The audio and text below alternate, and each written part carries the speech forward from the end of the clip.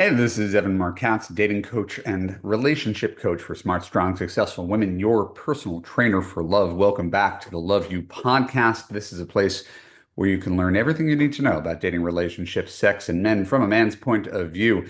And I'm going to help you find a relationship that makes you feel safe, heard, and understood. Yes, I speak in lists.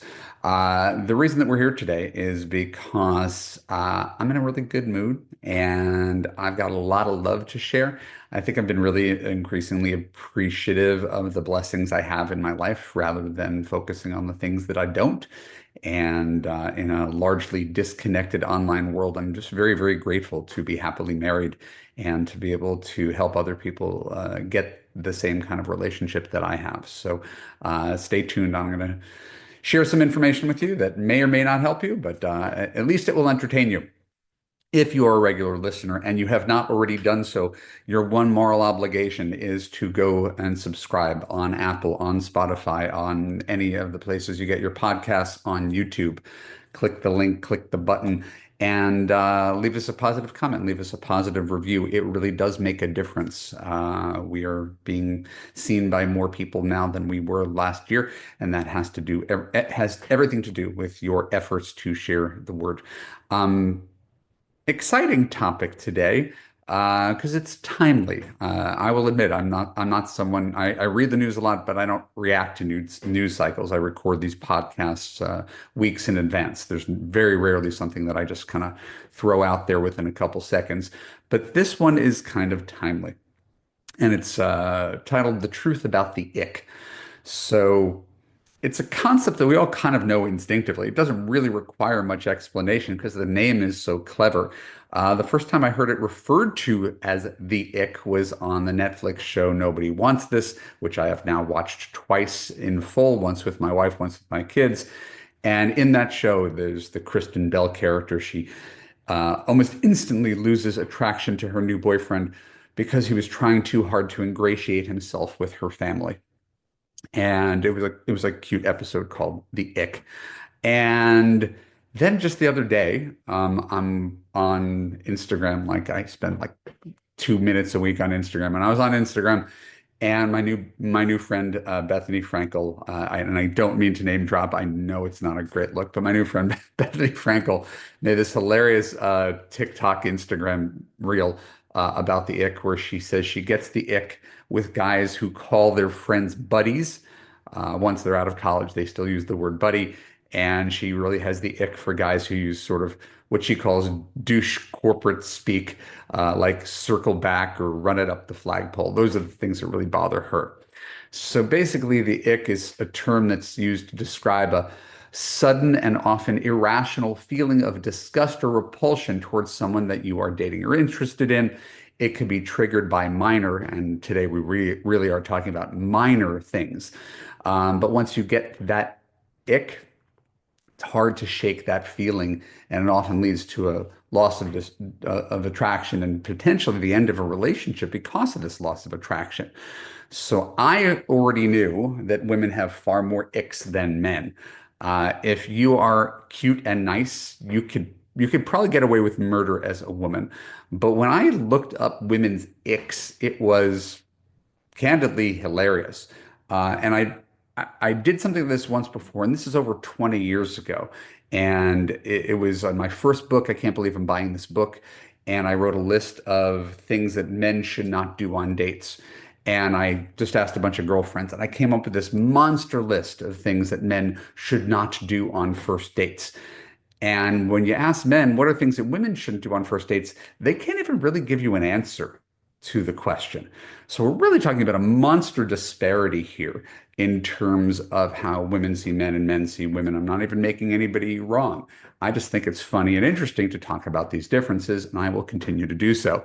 So here's not an exhaustive list, far from an exhaustive list. You could probably go on Reddit for that.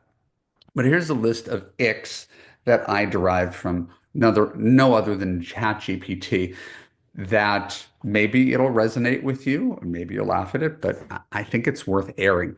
So I think this is from the show. Chasing a ping pong ball or any small object and struggling to pick it up. Hard to look good when you're doing that. Running with a backpack on. Overusing emojis, being overly into social media, like taking too many selfies or making cringy TikToks, name dropping or trying too hard to impress, talking too much about their ex, clapping when a plane lands, being rude to wait staff or service workers. That was one section called behavioral icks. I will keep on going.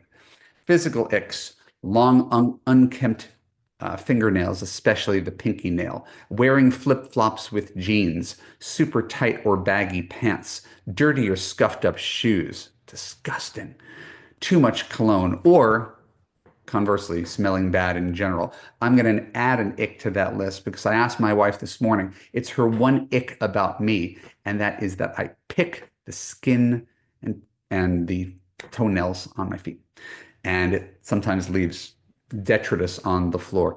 And she really, really hates that. And I can totally understand why that is an objective ick. Communication icks. Using baby talk or weird pet names too soon, calling themselves a nice guy, texting K or LOL too often, saying we should hang out sometime but never making actual plans, typing in all lowercase or all caps occasionally. I will keep on going because I know you're riveted. Situational X, struggling to parallel park for too long, dropping change and having to pick up coins one by one. That seems a little bit like the ping pong ball thing. Trying to argue with a referee at a pickup game, getting overly competitive in board games, singing along to a song but getting the lyrics wrong. That was produced for me in 5 seconds. And again, I know you have your own. Feel free to leave in the comments, by the way, what your icks are if you are watching on YouTube or on Facebook. Um, so, what I learned about this list when I kind of zoom out is that women, you, place great value on a man's competence, masculinity, and demeanor. Right? So a lot of this could fall under the umbrella of stuff that's just kind of uncool, which is sort of astonishing because like I thought as adults, cool would matter a lot less. How it looks to other people, right, would matter a lot less.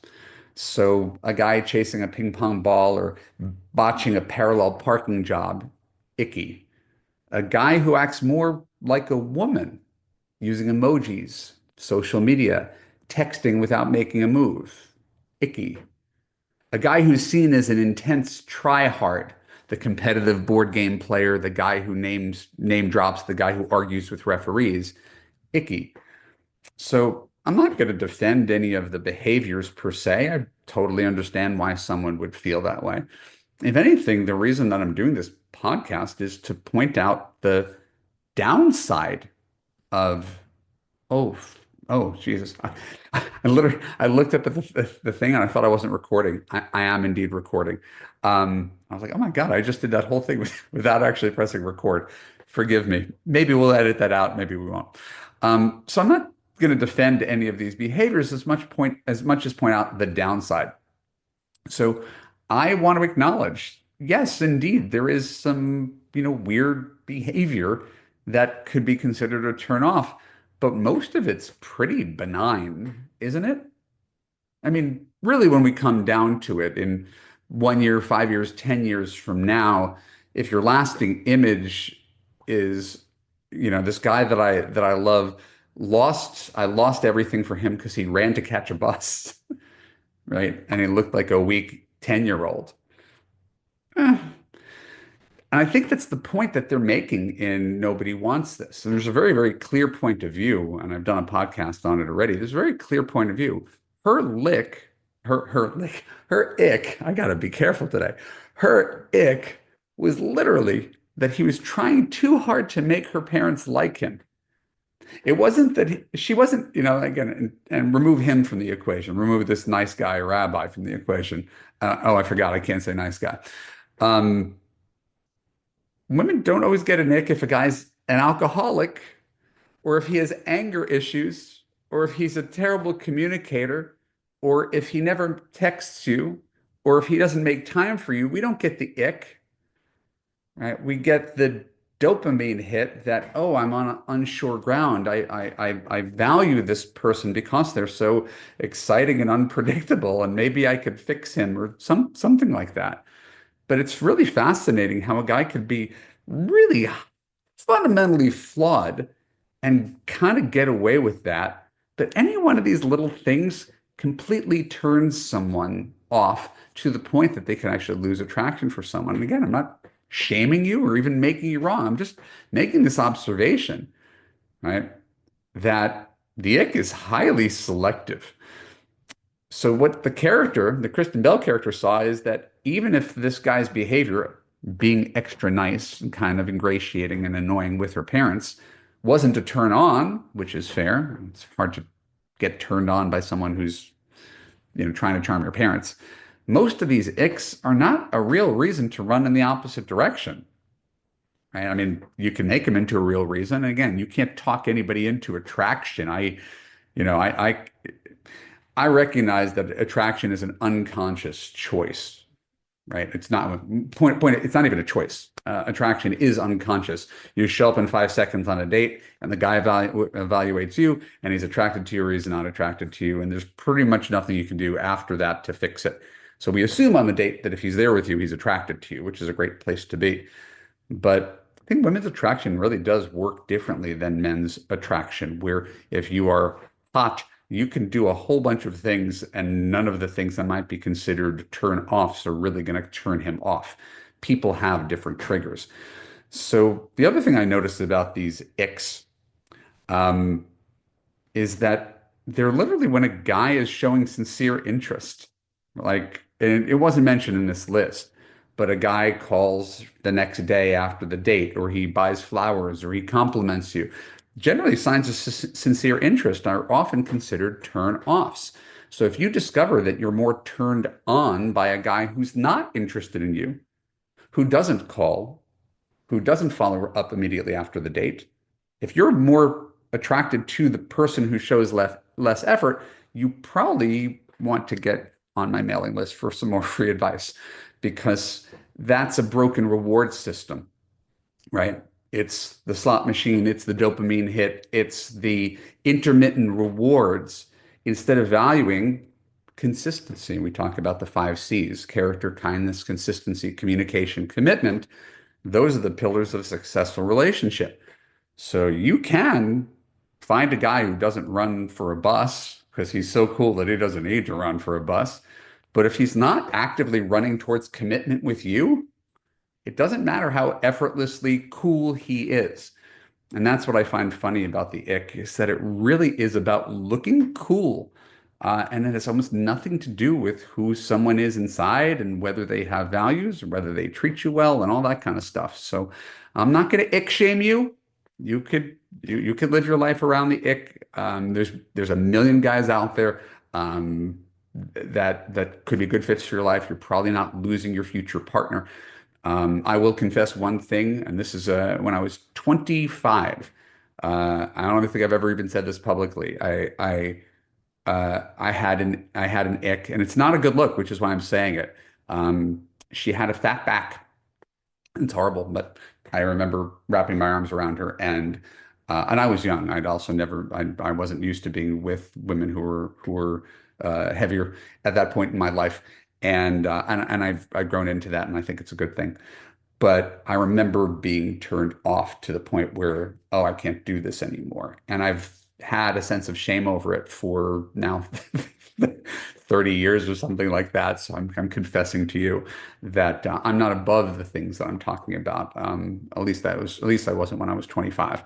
So if you really want to know how to find a guy, not who will never give you the ick, because I'm not a magician, I can't promise that, but you really want to know which guys to stay away from, go to, and this is a special thing that I haven't shared before, evanmarckatz.com/10 men. And you can get my list of all the men you should avoid dating.